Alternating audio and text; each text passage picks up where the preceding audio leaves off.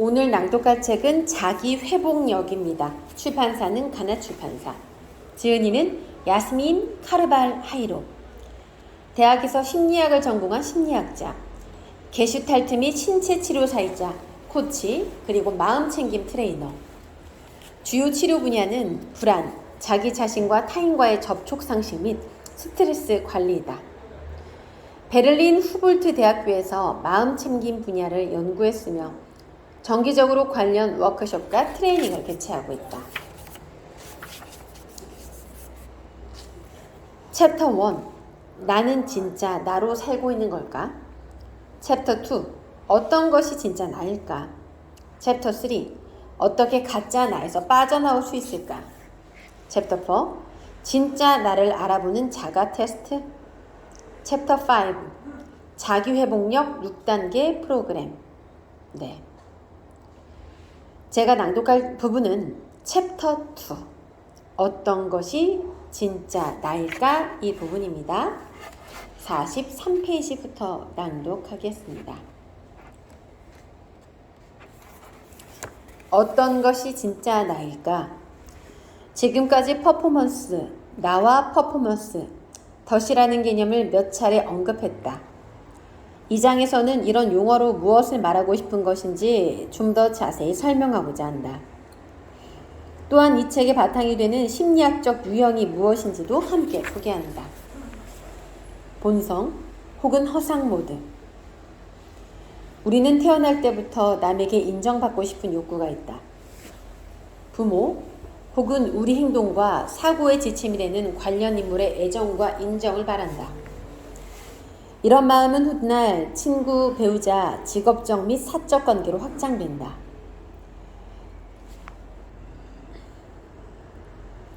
존재를 인정받는 과정을 통해 우리는 이 세상을 경험하고 어떻게든 그 평가에 따라 해야 할 행동 양식의 정의를 내린다. 타고난 나 자신을 그대로 인정받거나 혹은 거부당하는 과정을 겪는다.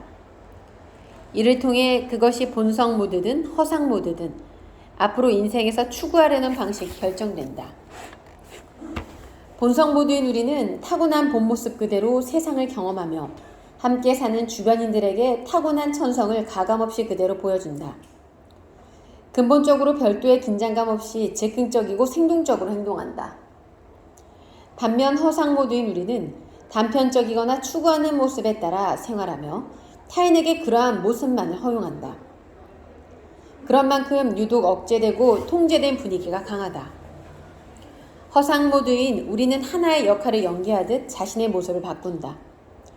주로 의식적으로 이런 퍼포먼스를 취하기도 하지만 아주 어릴 때부터 허상 혹은 퍼포먼스 모드로 생활하다 보면 저도 모르게 이런 상태에 익숙해지기도 한다.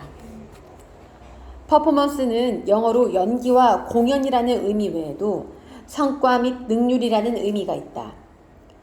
이 책에서 언급하는 퍼포먼스 덫 유형은 성과와 연기 이 두 가지 요소가 핵심이다. 성과란 정해진 시간 내에 한정된 에너지로 특정 결과물을 끌어내는 것이라 정의할 수 있다.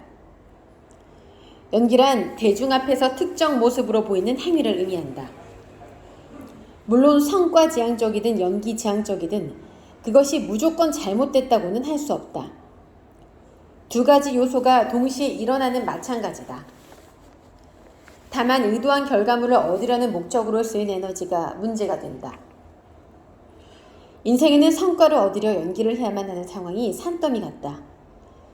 이를테면 면접을 보러 갈 때, 상사 혹은 파트너에게 결과를 발표할 때, 아이디어를 제출할 때, 첫 번째 데이트 때, 특정 유치원 혹은 학교에 아이를 보내야 한다고 배우자를 설득해야 할 때 등 일일이 예를 들자면 셀 수가 없을 정도다.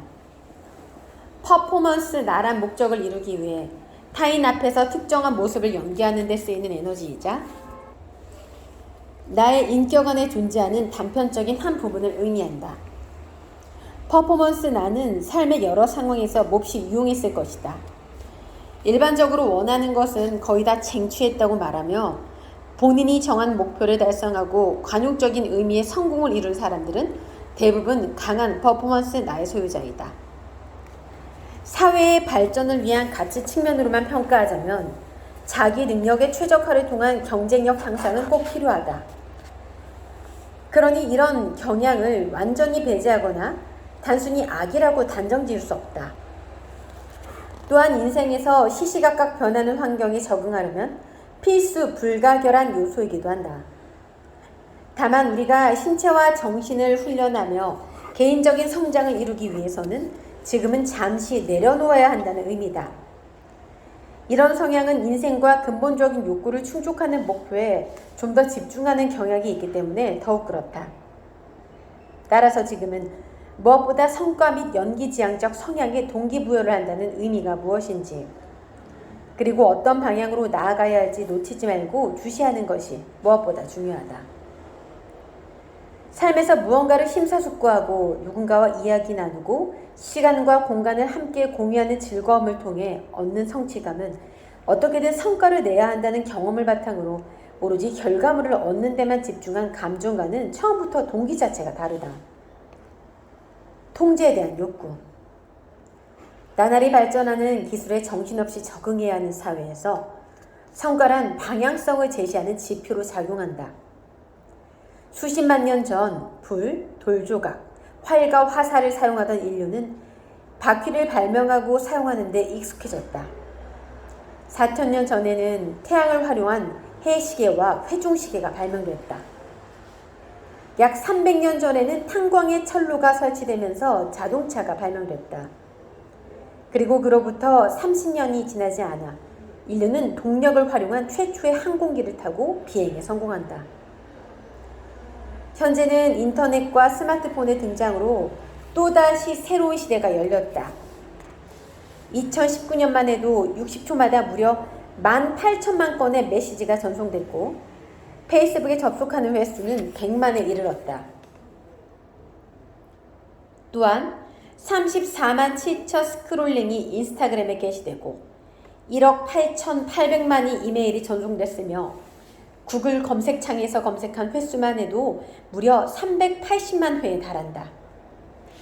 이러한 기술적 진보는 계속해서 성장하고 진화해 점점 그 파급력이 커지고 있다. 또 사람의 몸과 정신에 지대한 영향력을 행사하고 있다. 이렇게 가파른 속도로 발전하는 멀티 옵션 사회에서 살다 보면 어느 순간 자기 능력을 극대화하라는 유혹에 흔들릴 수밖에 없다. 이는 직장에서도 일상에서도 마찬가지다. 당장 다른 누군가의 마우스 클릭 속도를 따라잡지 못하면 나보다 더 뛰어난 성과를 증명한 누군가에게 내 자리가 빼앗길 거라는 불안감에 휩싸인다. 그리고 우리는 어떻게든 자기 확신을 얻고 싶은 마음에 자신을 더 몰아붙이고 통제하려 애쓴다. 이럴 때 퍼포먼스나 나는 우리 귓가에 속삭이며 우리를 회유하는 것이다. 스스로를 제대로 통제한다면 조금도 두려울 게 없어. 내 상담실을 찾아와 함께 연습하고 훈련한 내담자들은 대부분 앞서 설명했던 방식처럼 어떻게든 자신을 통제하려는 경향을 보였다. 또 이들의 공통점은 무엇보다 성과에 자부심을 느끼는 부모의 자식이라는 것이요. 이 부모들은 자식이 평생을 다해 이룬 자신들의 업적이라고 한다. 그래서 자식이 더 많은 성취를 할 수 있도록 열심히 뒷바라지했다고 말한다. 아낌없는 경제적 지원으로 고등교육을 받게 해주거나 기타의 방식으로 우리가 고성과자가 되는 길로 밀어준 것이다. 나는 퍼포먼스 나로 발전하는 과정을 살펴볼 때 이런 모든 측면을 함께 숙고해야 한다고 생각한다. 개개인의 발전이란 사회적 맥락에서 그 의미가 생기기 때문이다. 물론 우리를 퍼포먼스 덫으로 몰아가는 건 단연코 성과 지상주의 사회만은 아니다. 아침에 아빠는 회의에 늦지 말아야 하고 아들은 제 시간까지 정확히 어린이집에 가야 한다. 엄마도 파트타임 출근 시간을 맞춰야 하는 바쁜 상황임에도 몸이 좋지 않아 집에 남는 아이 걱정에 엄청난 압박을 받는다. 사회적 시간과 조건에 맞춰 움직이는 것, 이런 상황이 전부 다 스트레스가 된다. 이렇듯 개인적인 욕구 측면에서 종종 완전히 무시해야 할 것처럼 보이는 것들 중 일부는 사회에서 정한 것이기도 하다. 그렇다면 사회란 무엇일까? 만약 우리가 사회의 요구를 충족시키지 못한다면 어떻게 될까? 갑자기 8천만 명이 넘는 사람들이 성과를 상징하는 검지를 높이 치켜들고 현관문 앞으로 몰려와 여러분을 꾸짖을까? 그렇지 않다. 여러분에게 기대를 걸었던 것은 사회 전체가 아닌 몇몇 개개인에 불과하다. 그러기에 여러분은 오로지 자신만의 결정을 내려도 된다. 그리고 그 기대에 부응하고 싶은지 아닌지, 그리고 어떤 방법을 쓸 것인지도 내가 결정하면 된다. 적극적으로 결정을 내려야 스스로 정한 규칙을 제대로 따를 수 있다. 즉, 본인의 의지에 따른 주도적인 결정으로 영향력을 행사함으로써 사회의 희생양에서 벗어날 수 있다. 즉, 앞서 예로 든 상황에서 엄마 아빠는 아픈 아이라는 개인적 상황과 출근 시간이라는 사회적 상황 속에서 자율적으로 결정을 하는 것이다. 회의 시간에 다소 늦더라도 아빠는 회사에 양해를 구하고 안전하게 아들을 어린이집에 데려다 주는 것에 가치를 두는 것이다. 설령 이날의 회의가 인사고과에 반영이 되는 것이라도 말이다. 또 엄마는 아픈 아이를 두고 전전긍긍하며 파트타임에 가기보다는 아이를 사랑하는 자신의 본성에 따라 사정을 이야기하고 하루 휴가를 얻을 수 있도록 상사에게 연락을 해볼 수 있다. 물론 엄마 아빠의 역할을 바꾸어 아빠가 휴가를 내고 엄마가 아들을 안전하게 데려다 준다고 해도 달라지지 않는다. 여기서 포인트는 사회적 조건을 맞추기 위해 무리해서 괜찮은 척 자신의 본성이 보내는 신호를 무시하지 말라는 것이다. 이로써 사회적인 성과에서는 비껴날 수 있지만 분명 개인적인 행복에는 가까워질 것이다. 여러분에게 무언가를 기대하는 사람이 있다면 단도직입적으로 성과와 관련하여 달성 가능한 부분과 그렇지 않은 부분에 명확히 선을 긋는 것으로 주도권을 되찾을 수 있다. 그리고 이때 주도권은 스스로 내린 결정이 자신에게 무리한 성과를 요구하는 것은 아닌지 스스로 인식한다는 의미이기도 하다. 이렇게 자신의 방향을 인지한 후 이를 계속 유지할 것인지 아닌지를 결정해야 한다.